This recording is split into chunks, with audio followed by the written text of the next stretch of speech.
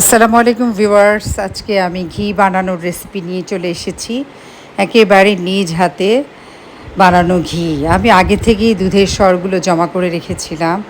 একেবারে খাঁটি গরুর দুধ বলতে পারেন। নিজেদের একটি ছোট জায়গাতে আমরা একটি গরু কিনেছিলাম। সেই গরুর দুধ নিয়মিত নিতাম। সেই দুধের সরগুলো আমি রেখে দিয়েছিলাম ফ্রিজে। বেশ কিছুটা ঘি দুধের সর আমি রেখে দিয়েছিলাম। তো জমাতে জমাতে যখন আমি ভাবলাম যে এইটুকু দিয়ে আমি ঘি বানাবো, তখনই আমি সেই দুধের সরগুলোকে বের করে রেখেছিলাম আগেই ডিপ ফ্রিজ থেকে। তারপরে আমি এগুলোকে ভালো করে ব্লেন্ডারে ব্লেন্ড করে নিলাম ঘিগুলোকে। ঘি তো না, দুধের সরকে সুন্দর করে একেবারে ব্লেন্ড করে নিয়েছি। তো ব্লেন্ড করার সময় একটা জিনিস মনে রাখতে হবে যে একটু ফ্রিজের পানি দিবেন আপনারা, কারণ ব্লেন্ড করলে তখন উপর থেকে মাখনটা উঠে যাবে। সেই মাখনটাকে আমি কিন্তু শুরুতেই আলাদা করেছিলাম, আলাদা করে রেখে এখন কিন্তু আমি চুলায় বসিয়ে দিয়েছি জাল। অল্প আঁচে চুলাতে জাল বসিয়ে দেবো, না হলে কিন্তু বলক এসে পড়ে যেতে পারে। আসলে ঘি বানানোটা একটা শখের ব্যাপার, ধৈর্যের ব্যাপার, এবং নিজের হাতে যারা কোনো কিছু করে খেতে মানে তৃপ্তি পান করে খাওয়ার মধ্যে, তারাই মনে হয় এটা করবেন। কারণ আমাদের এই ব্যস্ত জীবনে আসলে এটা করা খুবই টাফ। এখন টাকা দিয়ে সব কিছুই পাওয়া যায়, অনেক ভালো ঘি পাওয়া যায়, কিন্তু নিজের হাতের বানানো ঘি আর টাকার কেনা ঘি তো এক না। দেখেন আমার ঘিটি কিন্তু জাল করেছি, জাল করতে করতে এরকম একটি সুন্দর কালার চলে এসছে। আগে আমার মা বানাতো, আমিও এই প্রথম বা সেকেন্ড টাইম বানিয়েছি ঘিটা নাকি একটু পোড়া পোড়া হলে ঘ্রাণ হয়।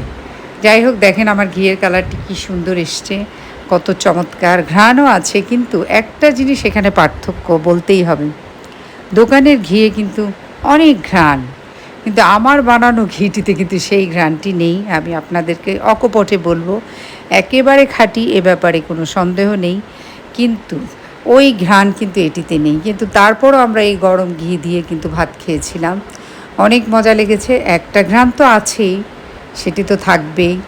নিজের হাতের বানানো ঘি, এটির কথা তো আসলে বলে বোঝানো যাবে না। এত চমৎকার ঘি এবং অনেক ঘি হয়েছে। আর আমার এই গরুর দুধটিও অনেক ভালো, দুধগুলোতে এত সর পড়ে যে বলার মতো না। দেখলাম যে খেলে তো ক্ষতি হবে, বাচ্চারা তো খাই না, আমরাই শুধু খাই। তো এটা উঠিয়ে উঠিয়ে দেখেন কি সুন্দর কালার হয়েছে। আগের দিনে মুরব্বীরা বলতো একটু লাল লাল হলে বা একটু কালো কালো পোড়া পোড়া হলে ঘ্রাণটা আসে। আসলেই তাই দেখলাম যে এখন দেখলাম যে একটু ঘ্রাণ আসছে, বেশ ঘ্রাণ। তবে কেনা ঘিয়ের মতো না, ওরা আমার মনে হয় কোনো আলাদা পারফিউম ইউজ করে, আই ডোন্ট নো। যাই হোক, খুবই সুন্দর একটি কালার এসছে। আমার ঘি কিন্তু অলমোস্ট তৈরি হয়ে গিয়েছে। দেখেন কি চমৎকার একটি কালার হয়েছে।